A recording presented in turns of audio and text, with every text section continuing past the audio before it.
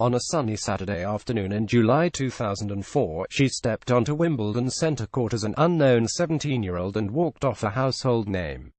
The precocious Russian teenager with the infectious, gleeful smile had beaten the world #1 and reigning champion Serena Williams.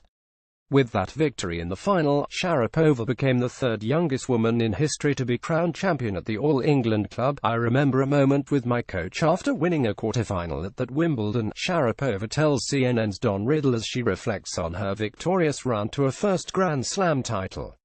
I was having my food after the match and a lot of people were coming up to me and saying congratulations and wanting to take a picture. People I've never met in my life.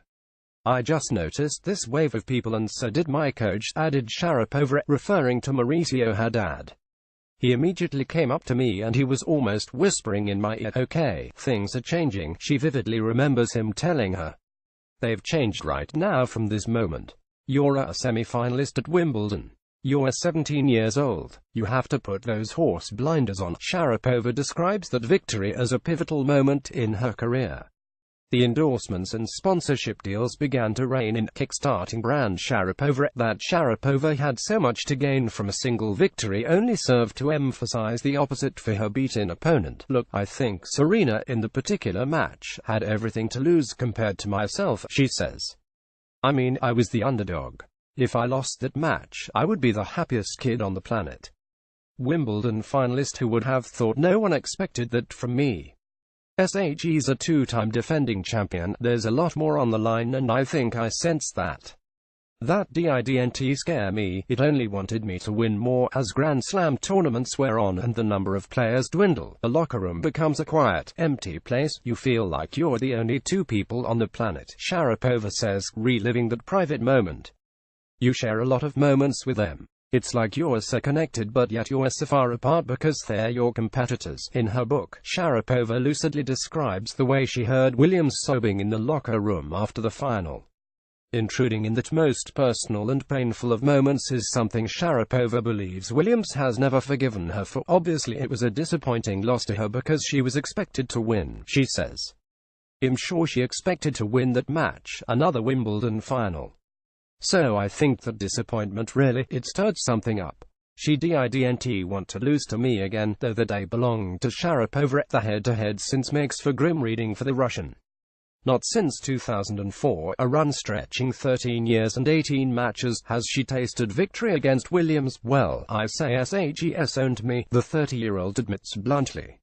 Which she has, hiding in the shed just a few years earlier. Sharapova recalls seeing Serena and her sister Venus for the first time while she was attending the Nick Bollettieri Tennis Academy in Florida. The coaches suspended lessons so the students could watch the Williams sisters practice for the few days that they were there.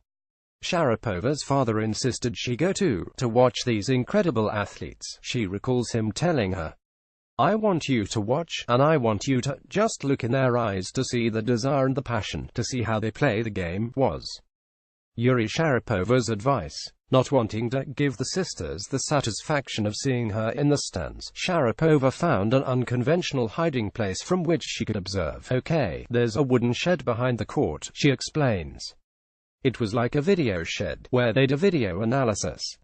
And so I went in the shed and I was like peeking through this little hole and just witnessing years of my life before me. They were already Grand Slam champions at the time and just a few years later it was really as if someone took me and put me in a television screen and put me up against Serena Williams." Arriving in America 11 years before Sharapova was crowned Wimbledon champion, she landed at Florida Airport with her father. The pay had only $700 to the name. Her mother, Yelena, had planned to join them but wasn't permitted due to visa restrictions. It would be 2 years before they would see each other again. Yuri had planned for someone to pick them up from the airport, but that person never arrived. Barely able to speak a word of English between them, they were stranded in a new country in the middle of the night with nowhere to go. Sharapova is all too aware that had it not been for fate, good fortune or the kindness of strangers, her story could have been completely different. "It's 2 a.m. and nobody is there and where do you go?" she says. "What do you do? Who do you call?" And then, there happens to be a couple that you meet on the plane that takes you to the hotel room, she recalls. You end up staying on the floor in just those experiences, like, who were the saviors who when we're young, we always say stay away from strangers, but those were the strangers that really helped us get to where we are today. Throughout her career, Sharapova has painted herself as the underdog, as if it were her against the world. She believes this backs against the wall approach stems from her time bouncing around tennis academy dormitories, always being an outsider, never quite fitting in. I was with kids that were much older than I was, that had very different interests, that stayed up late, that didn't take their sport as seriously as I had, she recalls. So I think we're maybe on different girl career paths, and I realized that from a young age. And I think part of that isolated me. It became a habit and it became so repetitive that I didn't even notice it, but it was absolutely lonely in those times. Drug ban on March 7, 2016. Sharapova called an impromptu press conference to announce she had failed a drugs test. The prohibited substance meldonium, an over-the-counter heart medication commonly used in the countries formerly comprising the Soviet Union, had been found in a regulation test she had taken following her Australian Open quarter-final defeat to Serena Williams. Though at the time Sharapova accepted full responsibility for taking the drug, to this day she vehemently denies knowingly taking a banned substance that would aid athletic performance. Initially prescribed meldonium in 2006 both as a cardioprotective agent and as a preventative agent for diabetes, Sharapova claimed she wasn't aware the World Anti-Doping Agency WADA had added the drug to the prohibited substance list on January 1, 2016, 18 days before the start of the Australian Open. It was shocking, she said, describing her emotion upon hearing of the failed test. It was surprising. It was a lot of emotions. So much uncertainty. I think that was the toughest emotion that I had to deal with, but questions about the legitimacy of Sharapova's defense still remain. How had nobody in her team of agents, doctors, dietitians, lawyers and advisors not noticed the addition of meldonium to the prohibited substances list? As the final sentence of the independent tribunal investigating the case said, she is the sole author of her own misfortune. Many leading figures on the tour, most notably Eugenie Bouchard and Caroline Wozniacki, have been vocal in the disapproval of Sharapova's return to the circuit and the wildcards she has received. Sharapova, however, remains unfazed by the criticism. I think if the reaction was coming from fact, I think I would take them into account, she explains. But when the reactions come from just the personal opinion, or things that are not based on facts, there's no time for me to think about that. Retirement. Sharapova is adamant she never believed the drug ban would end her career, although she admits not knowing how long the ban would be was scary. Despite the ban shaving 15 months off her career, the five-time Grand Slam champion believes it gave her a new lease of life. Prior to her positive test, she admits to seriously entertaining the idea that 2016 would be her last year on the professional circuit.